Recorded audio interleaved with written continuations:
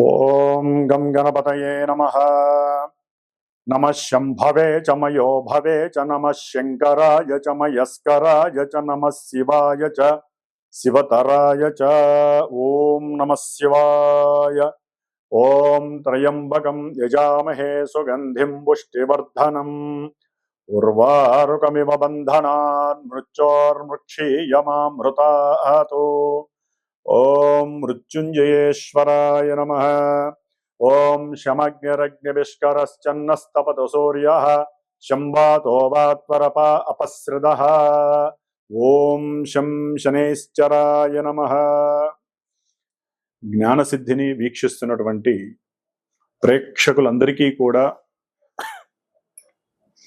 శని భగవంతుడి యొక్క అనుగ్రహముతో ఈ 135 రోజులు అనగా జూలై 27వ తేదీ నుండి డిసెంబర్ 11వ తేదీ వరకు కూడా ఈ 135 రోజులు మన యొక్క భూమి మీద శనైశ్చరుని యొక్క వక్రగతి సందర్భముగా ఆయన యొక్క పాపపు కిరణాలు అత్యంత వేగవంతంగా చాలా ప్రతికూలమైనటువంటి పరిస్థితుల్ని కలుగజేసేటటువంటి స్థితిగతుల్లో మనందరము కూడా కర్మలని అనుభవించడానికి సిద్ధంగా ఉండాలి. కాబట్టి ఆ ఈశ్వరుడు హనుమంతుల వారు శనైశ్చరుని యొక్క అనుగ్రహము పరిపూర్ణంగా కలగాలని ఆశిస్తూ ఆశీర్వదిస్తూ, మరి మనకి మేషరాశి నుంచి ద్వాదశ రాశులైనటువంటి మీనరాశి వరకు కూడా ఏ ఏ రాశుల వారికి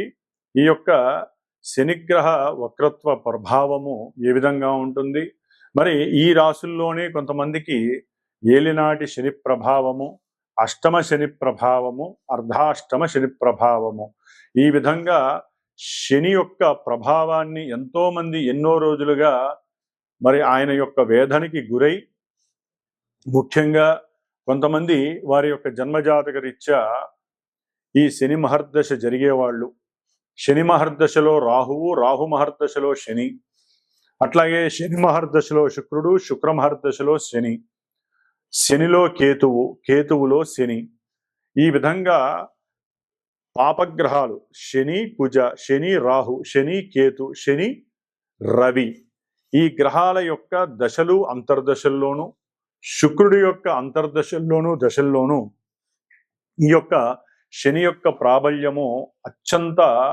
మరి ఘోరాతి ఘోరమైనటువంటి ఎన్నో భావాలని ఆయన యొక్క కండిషన్లోకి తీసుకొని నానా రకాలైనటువంటి ఆటంకాలు, ఇబ్బందులు, ప్రతిబంధకాలు, సమస్యలు, తట్టుకోలేనటువంటి మానసికమైనటువంటి విచార దోషాలను కలుగజేసేటటువంటి శని భగవానుడు మరి పాపగ్రహమై, ఒక గ్రహము ఎప్పుడైతే పాపగ్రహమై వక్రిస్తుందో అది ఇంకా పాపత్వాన్ని ఇస్తుందని మన యొక్క శాస్త్రము తెలియజేస్తోంది.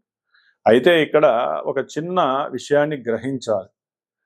మనకి జన్మరాశి అనేటటువంటిది మానసిక ప్రభావాన్ని మాత్రమే కలిగి ఉంటుంది, కలుగజేస్తుంది. కానీ జన్మజాతకము అనేటటువంటిది మనం పుట్టినటువంటి ప్రదేశం ప్రకారం, మనం పుట్టిన సమయం ప్రకారం, తేదీ ప్రకారము ఒక లగ్నము ఆచ్ఛాదనై, ఆ లగ్నం నుంచి ఈ శని భగవానుడు 1వ స్థానమా, 2, 3, 4, 5, 6, 7, 8, 9, 10, 11, 12 ఈ ఏ భావాలకి ఆయన ఆధిపత్యం కలిగి ఉన్నాడు, శుభగ్రహ భావాలకి అశుభగ్రహ భావాలకి ఆధిపత్యం పట్టి ఉన్నాడా, దీన్ని కూడా లెక్కలోకి వేసుకుంటూ మరి ఆ లగ్నం నుంచి ఈ శని యొక్క సిచ్యువేషన్స్ ఏమిటి, ఏ భావాల్ని ఆయన ఆధారపడి ఉన్నాడో గోచారంలో ఆ భావాలకి తగ్గట్టుగా మానసిక విచార దోషాల్ని కలుగజేస్తాడు ఈ శని భగవానుడు.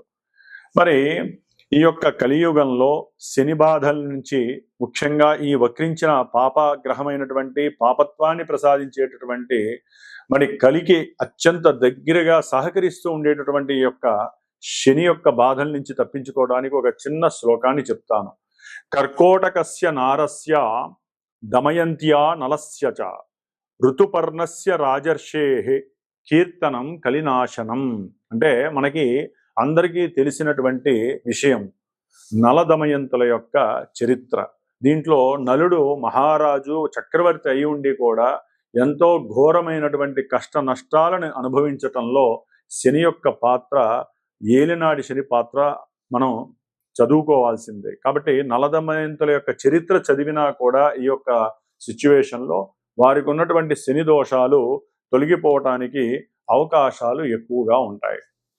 కాబట్టి మరి ముఖ్యంగా ఈ యొక్క శని మహర్దశల్లో ఈ యొక్క శని దాదాపుగా మనకి ఈ జూలై 27వ తేదీ నుండి డిసెంబర్ 11 వరకు కూడా రేవతి నక్షత్రంలో 3వ పాదంలో వక్రించినటువంటి శని దాదాపుగా అక్టోబర్ 8వ తేదీ వరకు కూడా అదే నక్షత్రంలో వక్రించి వెనక్కి వస్తూ ఉంటాడు. అట్లాగే ఈయన డిసెంబర్ 11 వరకు కూడా సొంత నక్షత్రంలో వక్రించడం ఇంకా ఘోరమైనటువంటి ప్రభావాలని మనకి ప్రసాదిస్తూ ఉంటాడు కొన్ని రాశుల వారికి. ఆ రాశులు ఏంటో మనం తెలుసుకుందాం. అయితే ఈ వక్రత్వంలో ఈ గ్రహము చాలా వరకు తన యొక్క కిరణాలని ముందు ఇవ్వాల్సినటువంటి, అంటే ఇప్పుడు మీనరాశిలో జలరాశిలో రేవతి నక్షత్రంలో 3వ పాదంలో ఉన్నటువంటి ఈ శని భగవంతుడు తన యొక్క దృష్టిని, 3వ దృష్టిని వృషభ రాశి మరియు మిథున రాశి ఈ 2 రాశుల మీద ప్రభావితం చూపిస్తూ, ఇప్పుడు ఆయన వక్రించిన తర్వాత కొంచెము నక్షత్రాలు అంటే రోహిణి నక్షత్రము, మృగశిర నక్షత్రం ఈ 2 నక్షత్రాల మీద అధికంగా తన యొక్క శక్తిని ప్రసాదిస్తాడు. అట్లాగే తన యొక్క సప్తమ దృష్టి ఇప్పటి వరకు కూడా కన్యారాశి మీద, కన్యారాశిలో ఉన్నటువంటి ఉత్తర ఫల్గుని నక్షత్రము, హస్తా నక్షత్రం మీద ఉండేది. అట్లాగే చిత్తా నక్షత్రం మీద ఉండేది. ఇప్పుడు ఆయన వక్రించినప్పుడు ఎక్కువ శాతము రోహిణి నక్షత్రము, హస్తా నక్షత్రము, ఉత్తర ఫల్గుని నక్షత్రం మీద ఆయన యొక్క ప్రభావం చూపిస్తాడు.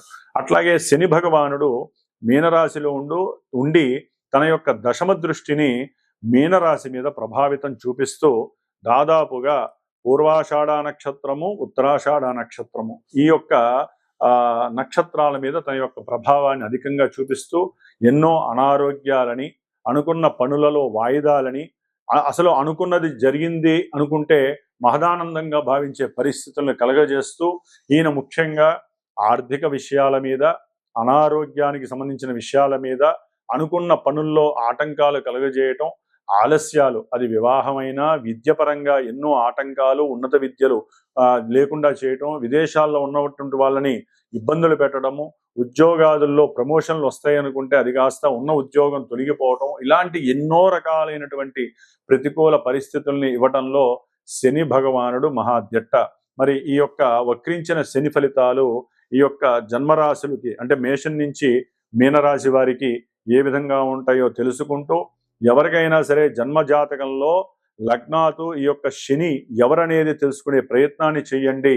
అసలు ఏ దశలు జరుగుతున్నాయో తెలుసుకోవడానికి ప్రయత్నం చేయండి. ఈ యొక్క ఫలితాలు విని ఎవరూ బాధపడక్కర్లేదు, అట్లా అని సంతోషపడకూడదు. జన్మజాతకరీత్యా మాత్రమే దశలు, అంతర్దశలు మనల్ని యాక్టివేట్ చేస్తూ ఉంటాయి. కాబట్టి కొంతవరకు ఈ శనిచ్చే ఫలితాలు ఏ ఏ రాశుల వారికి ఏ విధంగా ఉంటాయో తెలుసుకుందాం. ఓం శం శనైశ్చరాయ నమః. సింహరాశి వారికి వక్రగత శని భగవానుడు దాదాపుగా జూలై 27 నుంచి డిసెంబర్ 11 వరకు 137 రోజులు ఎన్నో రకాలైనటువంటి అష్టకష్టాలని, ఇబ్బందుల్ని పెట్టడానికి సిద్ధంగా ఉంటాడు. ఆల్రెడీ సింహరాశి వారికి షష్టాధిపతి అంటే సేవకా స్థానాధిపతి, అలాగే రుణాలకి అధిపతి, శత్రువుల్ని అధికం చేసేటటువంటి వాడు, ముఖ్యంగా రోగాన్ని వృద్ధి చేసేటటువంటి స్థానాధిపతి ఈ శని భగవానుడు. మహాపాపి అన్నమాట. ఈ యొక్క సింహరాశి వారికి శని భగవానుడు మహాపాపి. అట్లాగే సప్తమం మారక స్థానం, అనుకున్న ఏ కార్యక్రమాలు అవ్వకపోవటం, భార్యాభర్తల్లో ఎవరో ఒకరిది గనక ఈ యొక్క సింహరాశి అయినట్లయితే వారికి ఇబ్బంది కలిగేటటువంటి పరిస్థితి. ఎందుకంటే ఇప్పటి వరకు ఆయన అష్టమ శనిగా ఉండి ఎన్నో అవరోధాలు, ఎన్నో మృత్యుగండాలు అంటే మృత్యుతుల్యమైనటువంటి పరిస్థితుల్ని ప్రసాదిస్తూ వచ్చాడు. అష్టమ శని అంటే రంధ్రశని. కానీ ఇప్పుడు ఆయన యొక్క వే అనేటటువంటిది, కిరణాలు అనేటటువంటిది కొంచెం వెనక్కి తగ్గు ఉంటాయి. ఇప్పటి వరకు వీరు కాపాడబడుతూ కూడా వచ్చి ఉండొచ్చు. ఎందుకంటే అష్టమంలో శని ఉంటే కాస్త ఆయువుని కొంతన్న కాపాడుకుంటూ ఉంటాడు. ఎందుకంటే ఆయు కారకుడు కాబట్టి. ఎవరైనా శత్రువులు, రోగాదులు, రుణాదులు వీటి పరంగా అవమానించిన, ఇబ్బందులు పెట్టినా తట్టుకునే స్వభావం, ఇప్పుడు వీరు అవి తట్టుకునే స్వభావం సింహరాశి వారికి ఉండకపోవచ్చు. దాన్నే మృత్యుతుల్యము అంటారు. సమస్యలు వృద్ధి చేస్తూ ఉంటాడు. ఈయన యొక్క దృష్టి ముఖ్యంగా ఇప్పటి వరకు సింహరాశి వారికి దశమ కేంద్రమ స్థానమైనటువంటి వృషభ స్థానం మీద పడేసరికి ఎంతో ఏదో రకంగా వారు చేసేటటువంటి వృత్తి ఉద్యోగాదుల్లో కష్టమైన నష్టమైన ఎన్నో మాటలు పడుతూ భరాయిస్తూ కాలం గడుపుతూ ఉన్నంతకాలము జాగ్రత్తగా చేయాలి అనేటటువంటి సహనము ఓర్పు ఎక్కువగా ఉండేటటువంటి పరిస్థితి. మరి ఈయన వక్రించడం ద్వారా ఆయన దృష్టి ఆ యొక్క స్థానం మీద కొంచెం తగ్గుతుంది. దానివల్ల ఆ ఓర్పు సహనం తగ్గిపోవడం ద్వారా లేనిపోని అవాక్కులు, అవతల వ్యక్తుల మీద వీరు సహనాన్ని కోల్పోవడం ద్వారా చేసే ఉద్యోగంలోంచి తొలగిపోవటం, లేకపోతే ఉద్యోగాదుల్లో ధనము రావాల్సింది ఆగిపోవటము, అంటే బాగా ఆలస్యం అవటము, ఉద్యోగాన్ని వదిలేయాలి అనేటటువంటి సంకల్పం కలగటము, ఇలాంటివి ఎన్నో రకాలైనటువంటి సేవకాపరమైనటువంటి విషయాలలో వీరికి నెగిటివ్నెస్ కనిపిస్తోంది. అలాగే ఎవరికైతే వివాహ సంబంధిత విషయాలలో అవుతుంది అనుకున్న వాళ్ళకి కొంత వివాహ సంబంధిత విషయాలలో అనుకున్నటువంటి విషయాలు కొంచెం జరగకపోవచ్చు. ముఖ్యంగా ఈయన యొక్క దృష్టి సంతాన స్థానం పైన పడేసరికి ఇప్పటి వరకు సంతానానికి సంబంధించినటువంటి విషయాలలో ఎంతో మందికి ఇబ్బందులు కలిగి ఉండొచ్చు. కానీ ఇప్పుడు ఆయన యొక్క ఎఫెక్షన్ తగ్గేసరికి చదువుకునేటటువంటి విద్యార్థుల మీద చాలా ఎఫెక్ట్ ఎక్కువగా పడుతూ ఉంటుంది. ప్రయాణాల యందు చాలా జాగ్రత్తలు వహించాలి. భార్యతో కానీ భర్తతో కానీ, అంటే ఇరువురు ప్రయాణం చేసేటప్పుడు ఎన్నో మారక దోషాలు మీకు కలగటానికి అవకాశం ఉంటుంది. చాలా జాగ్రత్తగా చూసుకోవాలి. ఆయన దృష్టి ముఖ్యంగా ఇప్పటి వరకు ద్వితీయ స్థానమైన కన్యారాశి మీద పడేసరికి ఆకస్మికంగా ఎన్నో నష్టాలు, వ్యాపారంలో నష్టాలు, సేవకా వృత్తిలో అనుకున్న డబ్బులు రాకపోవటం, దాని ద్వారా కుటుంబంలో కలతలు ఏర్పడటం, ఇవన్నీ జరిగినాయి. కానీ ఆయన యొక్క వక్రీగత దృష్టి వలన డైరెక్ట్గా ఆరోగ్యం మీదే పడుతోంది. ఇప్పటి వరకు రాజసంగా సింహరాశి వారు ఎక్కడా మేము తగ్గం అనేటటువంటి వాళ్ళు తగ్గాల్సిన పరిస్థితి. ఇదేంట్రా బాబు వీడు ఉన్నట్టుండి ఇంత ఓపికగా తయారయ్యాడు అనేటటువంటి పరిస్థితి. ఎందుకంటే శని దృష్టి ఇప్పుడు సింహరాశి మీద కొంత పడుతూ ఉంటుంది. వీళ్ళలో ఉన్నటువంటి అహంకారము కానీ, అట్లాగే ఎవరైనా ఉద్యోగాదుల్లో వ్యాపారాదుల్లో మేనేజ్మెంట్ చేస్తూ ఉంటారు, ఆ యొక్క విషయాలలో వీరికి ఎన్నో రకాలైనటువంటి లోపాలు కలుగుతూ ఉంటాయి. ఏమీ తెలియదు. ఏమీ తెలియని వాళ్ళకి తీసుకెళ్ళి ఆ స్థానంలో కూర్చోబెడితే ఏమవుతుంది, ఏం అర్థం కాని పరిస్థితి. ఇది కూడా ఒక మృత్యుతుల్యమే, మారక స్థానం అనుకోవచ్చు. అంటే ఈ విధంగా ఈ యొక్క సింహరాశి వారికి ఉద్యోగపరంగా, శత్రు రుణపరంగా, వివాహపరంగా, దాంపత్యపరంగా, ఆర్థికంగా, తండ్రి యొక్క ఆరోగ్యరీత్యా, చదువుకునేటటువంటి విద్యార్థులకి విద్యపరంగా, బంధువులతో అంతర్గతంగా సమస్యలు, అది భార్య అయితే భర్త తరపు, భర్త అయితే భార్య తరపు, ముఖ్యంగా ఆర్థికపరమైనటువంటి విషయాలలో వీరు పూర్తిగా ఇబ్బందులు పడే పరిస్థితి సింహరాశి వారికి కలుగుతోంది. అందుకనే శ్రావణ మాసంలో చాలా విశేషమైనటువంటి 19 రోజుల దీక్ష జపాన్ని, హోమాన్ని ఆచరిస్తున్నాను. కాబట్టి ఎవరైనా సరే వారి యొక్క జన్మజాతకంలో వారికి నడుస్తున్న దశలు అంతర్దశలు అనుకూలించలేదనుకోండి, ఇది ఇంకా ఎఫెక్టివ్గా ఉంటుంది. కాబట్టి ఈ సమయంలోనే ఇది శాస్త్రం చెబుతోంది, శ్రావణ మాసంలో ఈ విధంగా చేసుకుంటే చాలా ఉత్తమం అని. కాబట్టి మీరేం ఆచరించాలి, నేను ఆచరిస్తూ తర్వాత చివరిలో ఈ హోమము, ఈ 19 రోజుల పూజ దీక్ష అయిపోగానే మీకు ఏ ప్రసాదం ఇవ్వాలి, ఇవన్నీ కూడా నేను తెలియజేస్తాను. నా యొక్క నెంబర్కి మీరు ఫోన్ చేసినట్లయితే కనుక మీరు కూడా ఎన్నో నియమాలు, ఉపవాస నియమాలు ఆచరించండి. కాస్త మాటని కంట్రోల్ చేసుకోండి. ఆరోగ్య విషయంలో జాగ్రత్తలు వహించండి. తండ్రి గారి యొక్క ఆరోగ్య విషయంలో జాగ్రత్త ఉండండి. వ్యాపారము, ఉద్యోగ విషయాలలో ఏది మన ముందుకు రాకుండా అంతర్గతంగా ఎన్నో విషయాలు జరుగుతూ ఉంటాయి. సంతానంలో కూడా విభేదాలు కలిగే అవకాశం ఉంటుంది. కట్టుకుంటున్నటువంటి ఇల్లు లేకపోతే తీసుకున్నటువంటి భూముల్లో ఎన్నో వివాదాలు కలగడానికి అవకాశం ఉంటుంది. అనుకున్న వివాహ విషయాలు ఆలస్యం అవుతాయి, కొంతమందికి దగ్గరగా వచ్చినట్టే వస్తాయి, కానీ ఈ 4 నెలలు జరగకపోవచ్చు. కాబట్టి కొంచెం సింహరాశి వారు హనుమంతుడిని ఎక్కువగా ఆరాధించండి. ఓం శం శనైశ్చరాయ నమః. ఓం శం శనైశ్చరాయ నమః. ఎవరికైతే గనక శని మహర్దశలు కానీ అంతర్దశలు జరిగిన పుష్యమీ నక్షత్రము, అనురాధ నక్షత్రము, ఉత్తరాభాద్ర నక్షత్రము, ఈ నక్షత్ర జాతకులు కానివ్వండి, అట్లాగే కుంభరాశి, మీనరాశి, మేషరాశి, వృషభ రాశి, అట్లాగే మనకి ముఖ్యంగా కన్యారాశి, ధనుస్సు రాశి, ఈ రాశుల వారు, ఈ అంతర్దశలు దశలు జరిగేవారు తప్పకుండా శ్రావణ మాసంలో మనకి బహుళ శుద్ధ విధియ నుండి దాదాపు 19 రోజులు పంచమి వరకు కూడా నా యొక్క శ్రీమాత జ్యోతిషాలయ పీఠంలో ఈ యొక్క శనిగ్రహ పీడలు బాధలు తొలగించటానికి ఒక దీక్షా కార్యక్రమం 19 రోజులు నిత్యము 1000 సార్లు శనికి సంబంధించినటువంటి మూలమంత్ర బీజాక్షరాలని అట్లాగే మూలమంత్ర వేదమంత్రాన్ని కూడా జపిస్తూ నిత్యము 19 రోజులు రుద్రుడికి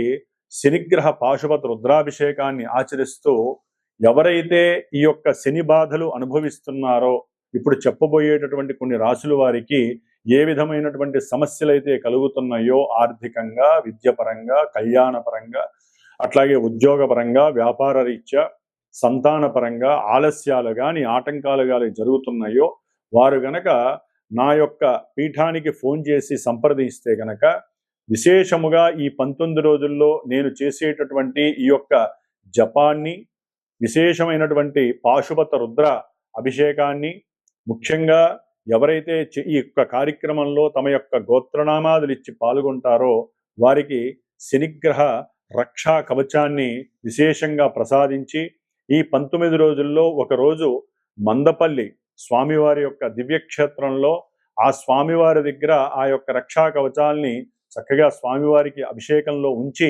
విశేషముగా వీలుంటే అక్కడ హోమాన్ని ఆచరించి ఆ యొక్క ప్రసాదాన్ని మీకు చేరవేసేటటువంటి బాధ్యతని స్వీకరిస్తున్నాను. కాబట్టి దీని వలన విశేషమైనటువంటి శనిగ్రహ అనుగ్రహం కలిగి ఎంతటి కార్యాన్నైనా సరే జయించేటటువంటి పరిస్థితి కలుగుతుంది. ఎటువంటి మృత్యువునైనా సరే మనం తప్పించుకునేటటువంటి పరిహారము మనకి ఈ యొక్క రక్ష ద్వారా మనకి లభిస్తుందని